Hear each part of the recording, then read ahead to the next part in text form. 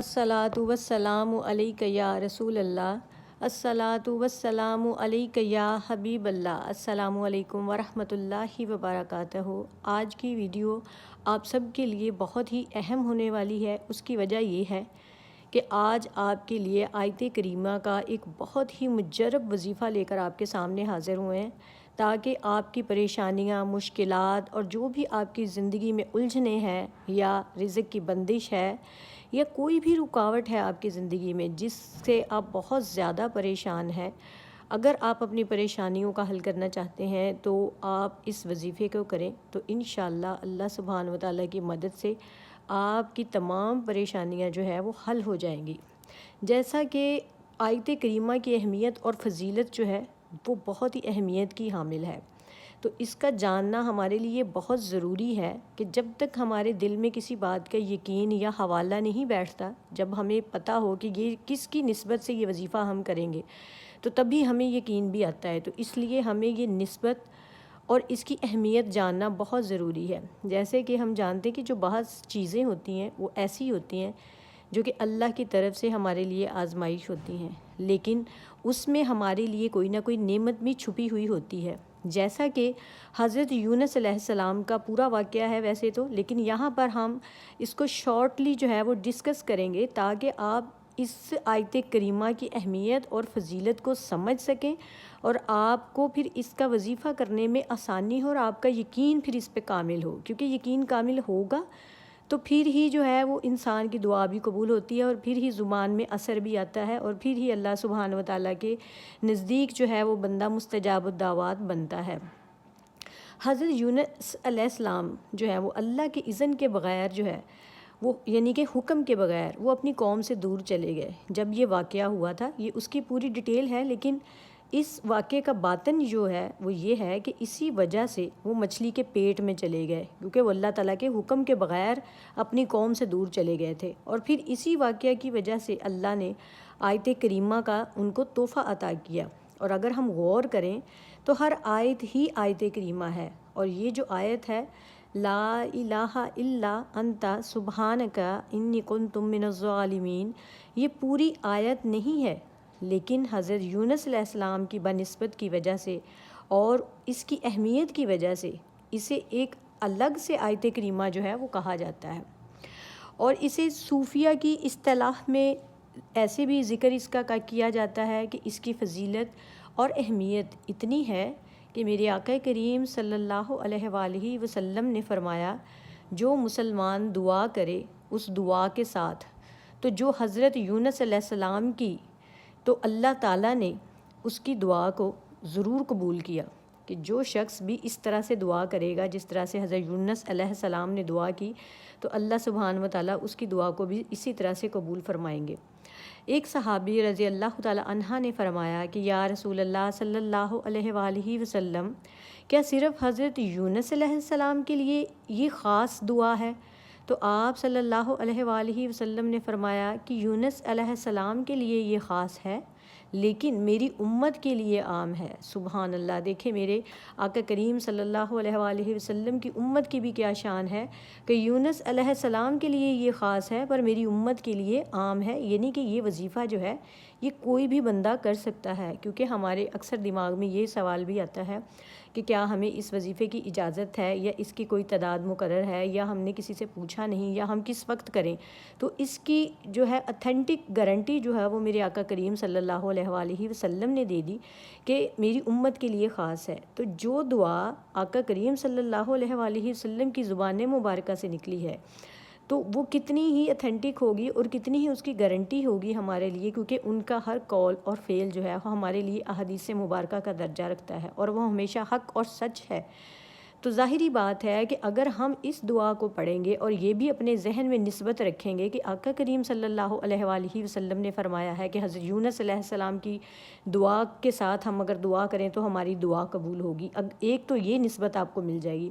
और दूसरी निस्बत आपके पास ये भी होगी कि ये हज़रत यूनुस अलैहिस्सलाम की दुआ है। और फिर ये आयत मुबारक पढ़ी कि क्या तुमने कुरान में ये नहीं सुना कि हमने निजात दी उसे अंधेरों से और इसी तरह हम निजात अता फरमाते हैं ईमान वालों को। تو اس میں میرا اپنا ایک تجربہ بھی ہے کہ جب بھی زندگی میں کوئی ایسی مشکل آ جائے، اتنی بڑی مشکل آ جائے کہ بندہ جو ہے وہ بالکل ڈیڈ لاک میں آ جائے، تو وہ سمجھے کہ اب تو میری پریشانی جو ہے وہ پتہ نہیں یہ حل ہوگی بھی نہیں، یا بس اب تو آخری ٹائم آ گیا، اب اس سے چھٹکارا پانا بہت مشکل ہے، تو اس وقت جو ہمارے اسلاف ہیں، یعنی کہ جو ہمارے بزرگ حضرات ہیں، وہ اس طرح سے فرماتے ہیں اس کے جو ہے آیت کریمہ کے وظیفے کے بارے میں، کہ وہ اس طرح سے کیا جائے کہ بندہ بالکل باوضو ہو کے چاہے نماز بچھائے اور پھر وہ سجدے میں جائے اور آنکھیں بند کر کے 40 مرتبہ آیت کریمہ پڑھے۔ کتنی مرتبہ؟ 40 مرتبہ وہ آیت کریمہ پڑھے، یعنی کہ لا الہ الا انت سبحانک انی کنت من الظالمین،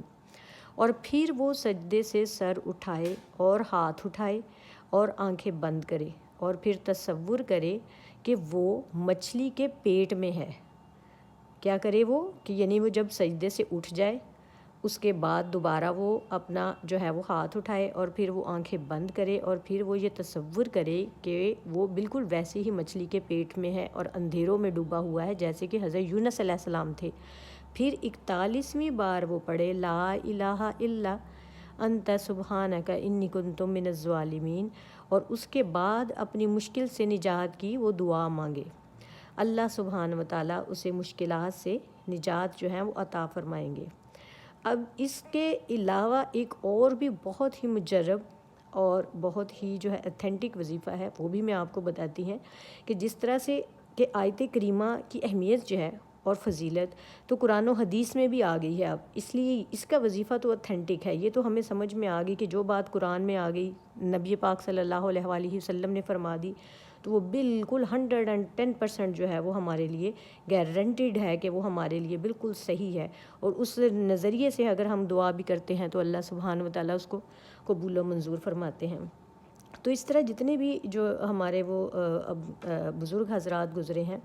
انہوں نے بھی اپنے تجربات سے جو ہے وہ کافی اس کے اعداد جو ہیں وہ مقرر کیے ہیں، لیکن قرآن و احادیث میں اس کی کوئی بھی اعداد جو ہیں وہ فرض یا واجب نہیں ہے، یعنی کہ قرآن میں کہیں بھی یہ ذکر نہیں آیا کہ آپ اتنی تعداد جو ہے وہ مقرر کر کے پڑھیں گے تو آپ کا یہ کام ہوگا، لیکن جو ہمارے بزرگ حضرات ہیں جنہوں نے اپنے تجربات سے یہ نتائج عکس کیے ہیں، اگر ہم ان کی نسبت سے ان کو اپنے دماغ میں رکھ کے کہ انہوں نے اس طرح سے پڑھا تھا، ان کی مشکلات حل ہوئی تھی، تو اللہ سبحانہ وتعالیٰ ہماری مشکلات بھی جو ہے وہ اس طرح سے دور کر دے گا۔ اس میں دو چیزیں ہیں کہ ایک تو ہماری عوام میں ایک اور بھی چیز بہت زیادہ سمجھی جاتی ہے کہ ہم یہ سمجھتے ہیں کہ یہ وظیفہ جو ہے یہ بہت گرم وظیفہ ہے، لیکن اس کا شرعی اعتبار سے ایسا کوئی بھی تصور نہیں ہے کہ یہ گرم ہے، یہ جسٹ ایک وظیفہ ہے جو کہ مشکلات سے نجات کے لیے ہی پڑھا جا سکتا ہے۔ اب ہمارے جو اسلاف ہیں ان کا طریقہ کار یہ تھا کہ جب کوئی بہت ہی زیادہ مشکل درپیش آ جاتی تھی یا بہت ہی زیادہ کوئی مصیبت آ جاتی تھی کہ جس کا حل ان کو نظر نہیں آتا تھا، تو پھر وہ اس طرح سے کرتے تھے کہ 7، 11 یا 21 افراد کو وہ جمع کر لیتے تھے، پھر سب کو جو ہے وہ تازہ وضو کرواتے تھے اور وہ غسل کرواتے تھے، اور اس کے بعد 2 رکعت نماز صلاۃ التوبہ جو ہے وہ پڑھواتے تھے، پھر سارے مل کر 1.25 لاکھ مرتبہ جو ہے وہ آیت کریمہ پڑھتے، اور پھر اللہ کے حضور جو ہے وہ دعا کرتے، تو اللہ سبحانہ وتعالیٰ جو ہے وہ ان کی مشکل جو ہے وہ آسان کر دیتے اور ان کو مشکلات سے نجات جو ہے وہ دے دیا کرتے تھے۔ یہ ایک دوسرا طریقہ کار ہے، اس میں سے جو بھی آپ کو زیادہ بیسٹ لگتا ہے آپ وہ اپنی پریشانی کے لیے اس کو پڑھ سکتے ہیں۔ اگر آپ کے پاس جو ہے وہ اسلاف کی تعداد، افراد کی تعداد موجود ہے 7، 11 یا 21، تو آپ بزرگوں کا یہ نظریہ بھی مد نظر رکھتے ہوئے یہ وظیفہ بھی کر سکتے ہیں۔ اور اگر کسی کے ہاں رشتہ نہ ہو رہا ہو اور جو ہے وہ اس کو رزق کا مسئلہ ہو جس کی وجہ سے جو ہے وہ اس کا رشتے میں رکاوٹ آ رہی ہو، تو اسلاف کا کہنا ہے، ہمارے بزرگوں نے جو ہے وہ اس کو 7 دن کا اس کے لیے ایک وظیفہ بیان کیا ہے، وہ آیت کریمہ کا وہ یہ ہے کہ آپ نے 21 مرتبہ درود پاک پڑھنا ہے، 21 مرتبہ درود پاک پڑھنا ہے، پھر 100 مرتبہ آیت کریمہ پڑھے، اور پھر یہ آیت اس کے بعد آپ نے پڑھنی ہے، وہ ہے وَنَجَّيْنَاهُم مِّنَ الْغَمِّ وَكَذَلِكَ نَجْزِي الْمُؤْمِنِينَ وَنَجَّيْنَاهُم مِّنَ الْغَمِّ وَكَذَلِكَ نُنْجِي الْمُؤْمِنِينَ۔ یہ آیت وہ پوری کمپلیٹ آیت ہے جو کہ اس وقت اللہ سبحانہ و تعالیٰ نے حضرت یونس علیہ السلام پر اتاری تھی، جب اللہ تعالیٰ نے ان کی مدد فرمائی تھی مچھلی کے پیٹ میں۔ لیکن جو ہے وہ ہمارے لیے صرف وہ ایک آیت ہم اس کو مد نظر رکھتے ہیں کہ لا الہ الا انت سبحانک انی کنت من الظالمین۔ اچھا، تو ابھی جو میں نے آپ کو لاسٹ میں ایک آیت بتائی جس میں میں نے آپ کو بتایا کہ آپ نے 100 مرتبہ آیت کریمہ پڑھنا ہے۔ شروع میں 21 مرتبہ درود پاک پڑھ لیں، کوئی سا بھی درود پاک جو آپ آسانی پڑھ سکتے ہیں وہ پڑھ لیں۔ اس کے بعد آپ نے 3 مرتبہ یہ آیت کریمہ جو ہے وہ پڑھنا ہے، وہ ہے آیت کریمہ کے بعد یہ آیت پڑھنی ہے وَنَجَّيْنَاهُ مِنَ الْغَمِّ وَكَذَلِكَ نُنْجِي الْمُؤْمِنِينَ وَنَجَّيْنَاهُ مِنَ الْغَمِّ وَكَذَلِكَ نُنْجِي الْمُؤْمِنِينَ۔ اس کو آپ نے 3 مرتبہ جو ہے وہ پڑھنا ہے، اور اس کے بعد آپ نے اپنا سیدھا ہاتھ اپنے سامنے لے کر آنا ہے، اس کے اوپر آپ نے پھونک مارنی ہے اور اپنے چہرے اور جسم پر اس پورے ہاتھ کو آپ نے پھیر لینا ہے، اور پھر اس آیت مبارکہ کی فضیلت سے انشاءاللہ تعالی اللہ تعالیٰ جو بھی رشتے کی رکاوٹ ہوگی آپ کی وہ دور کر دے گا، اور جو رزق کا بھی پرابلم ہوگا آپ کا وہ بھی سالو ہو جائے گا۔ تو امید کرتی ہوں کہ آج کا وظیفہ جو ہے وہ آپ کو پسند آیا ہوگا، اور آپ اس کو پڑھیں گے، اور انشاءاللہ اللہ سبحانہ و تعالیٰ آپ کی مشکلات جو ہیں وہ ضرور دور کرے گا۔ اور اگر کسی کو اس کو پڑھ کے فائدہ پہنچے تو وہ ضرور بتائے، تاکہ میں آپ کے لیے نیکسٹ بھی بہت ہی اچھے وظائف جو ہے جو قرآن و احادیث کے حساب سے بھی جو ہے وہ ثابت ہوں، یا اسلاف نے اس کو کیا ہو تو میں آپ کو اس کے لیے بتاؤں، تو اس کے لیے پھر میں سرچ کروں گی۔ جزاک اللہ۔